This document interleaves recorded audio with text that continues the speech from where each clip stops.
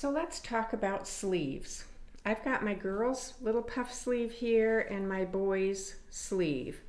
On both sleeves, the girl and the boy, I have marked the back and the front with a single notch for the front and a double notch for the back.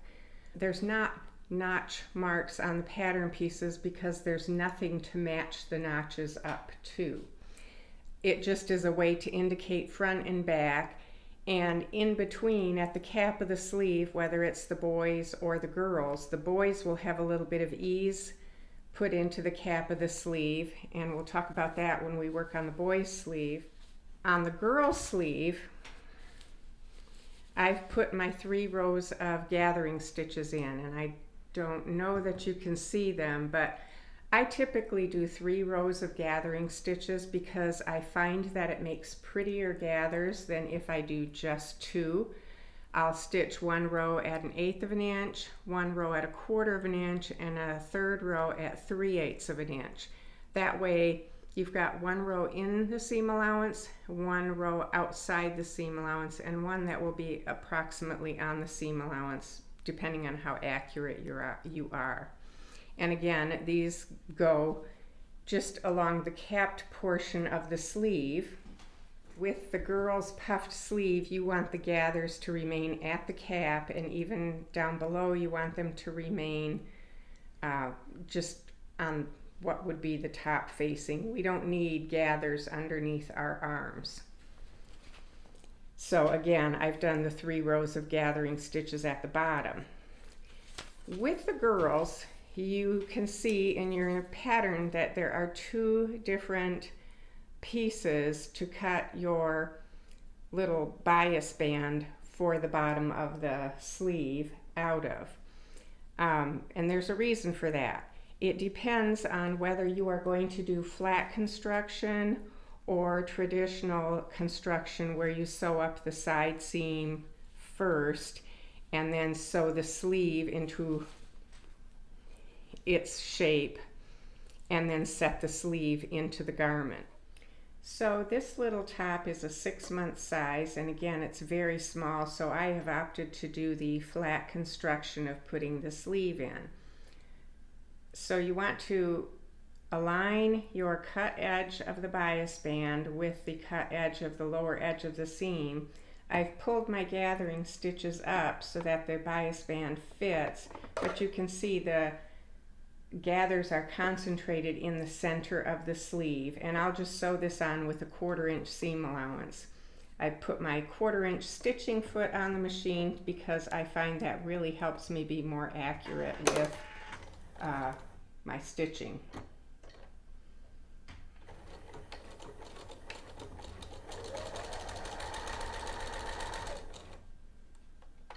And I do like to use my needle down position because I feel it's a little safer when I have to reposition anything.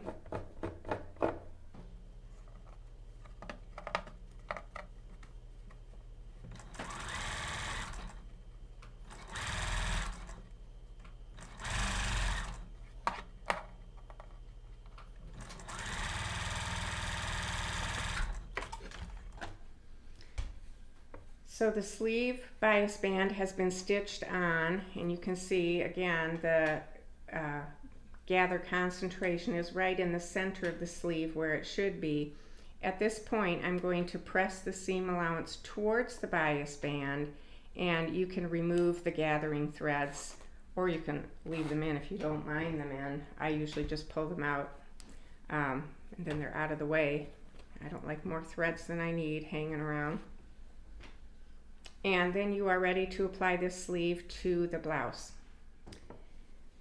So I have the bias band on both my sleeves, and as I mentioned before, I am doing the flat construction. So I have my shoulder seam finished in the blouse. I've done a tiny French seam on mine, and I do have a tutorial for a tiny French seam if you either need a refresher or you've never done that before. It's a little trickier with these little tiny 1/4 inch seams.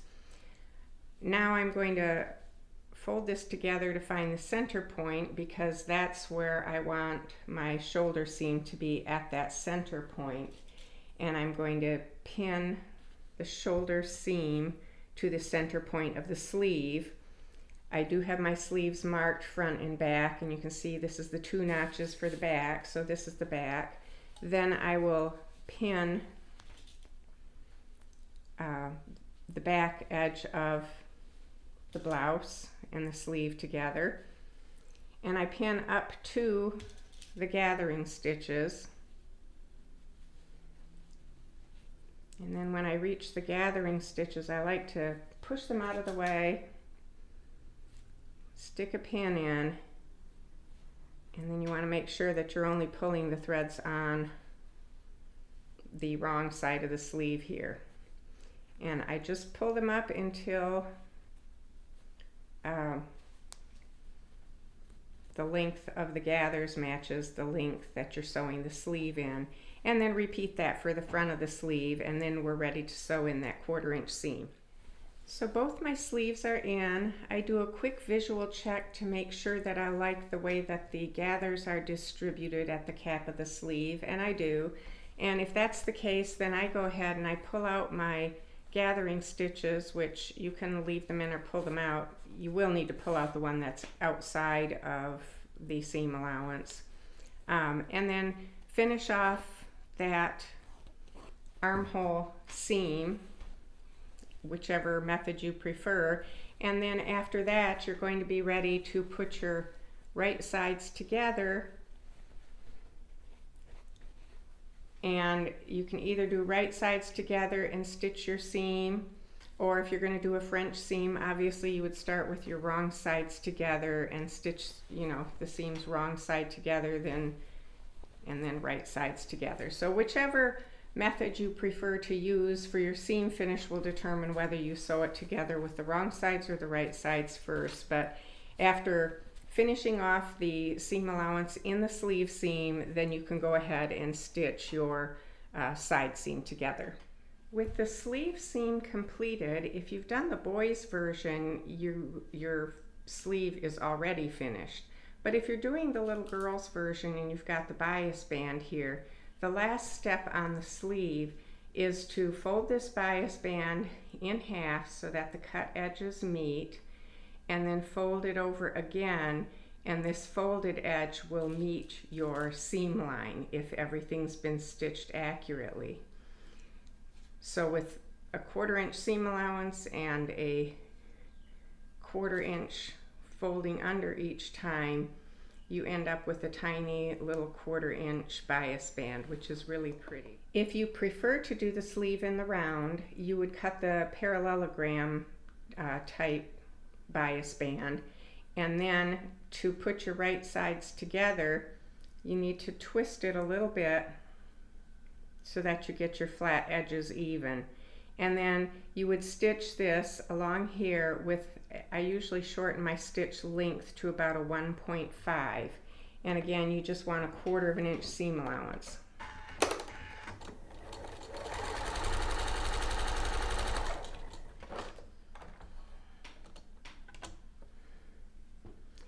And then this seam allowance would get pressed open. And you can see here you have a nice tiny little round bias band, and by cutting it as a parallelogram, when it gets stitched to the sleeve, the seam bulk will be distributed in different places. So that's always a good thing.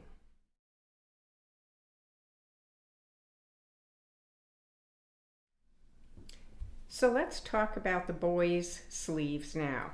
I have my 2 sleeve cuffs. I have interfaced them up to the fold line on both cuffs, and I've stitched the piping to the interfaced side of the cuff.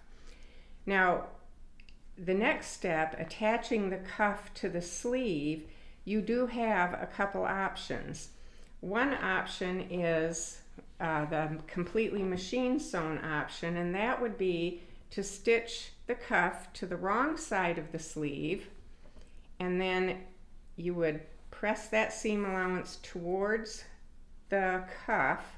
You would press the piping seam allowance towards the inside, and then you're going to fold this cuff up and stitch in the ditch. This method is completely done by machine. The other method is to put it right sides together. This is more traditional, and you would stitch along the seam line here, press this down, and then you would press under 1/4 of an inch here on this other long cut edge, and then when it gets flipped to the inside, okay, let's see if we can situate this. This seam allowance would be, that 1/4 inch seam allowance would be pressed this way, and then you would turn it all the way to meet the other seam, and then this would be stitched down by hand. I guess you can tell I always prefer doing most of it by machine if at all possible, so that's what I'll be doing. So I have stitched the cuff of the sleeve with the right side of the cuff fabric to the wrong side of the sleeve.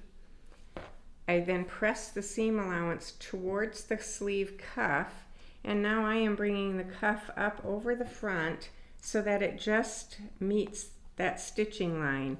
And this is the seam line that needs to meet the stitching line. You don't want the edge of the piping meeting the stitching line. So you want to just cover that stitching line. I've got it, I'm pinning it in place in a few sections there, and then next is going to be to stitch in the ditch to secure the cuff to the sleeve. And then I will be ready to insert the sleeve into the top if I'm using the flat construction method, or I would next sew the underarm of the sleeve together, and I typically would do a French seam, so it would start with wrong sides together. So I'm going to get this stitched, and then we're going to talk about easing this top in, and then we will move on. I have my open-toed foot on. You can also use the edge stitching foot, which is the foot with the blade down the center. If you use that one, you would align the blade with this seam line. I seem to have better success with the open-toed foot, so that's what I'm going to use. I have my open-toed foot on the machine. I've set the machine to a 2.0 stitch length, and I am carefully stitching in the ditch while it's actually on the seam line where the piping is stitched to the cuff. So here we've got the sleeve cuff stitched to the sleeve, and I think that looks pretty good. I wanted to point out that although I'm using a white on white or tone on tone stripe, you treat this just like you would treat any other striped fabric, and you want to match up your design. Before I sew the seams of the sleeve together, I want to put my ease stitching in the cap of the sleeve. And I found a good way to do this is to keep my hand behind the foot. So keep a finger back here, and there's not a lot of room, but I have my machine set to a 3.5 stitch length, and I'm just going to go ahead and stitch and allow that fabric to bunch up behind the foot. And you'll see what that does. It's a way of putting ease in without getting gathers or puckers. Okay. And I'm going to pull it out from the machine. And you can see that's just put a little bit, it's given a nice little cap, a little rounded edge to the sleeve. And I may have to adjust that. It may need to be pulled up a little bit when it goes into the sleeve, but hopefully this will give it a perfect fit. You always want to have some ease in the cap of the sleeve, and that is for movement. You don't want your sleeve edge to fit perfectly in, even for a boy's sleeve. We don't want gathers or puckers, but it has to have that ease in for movement.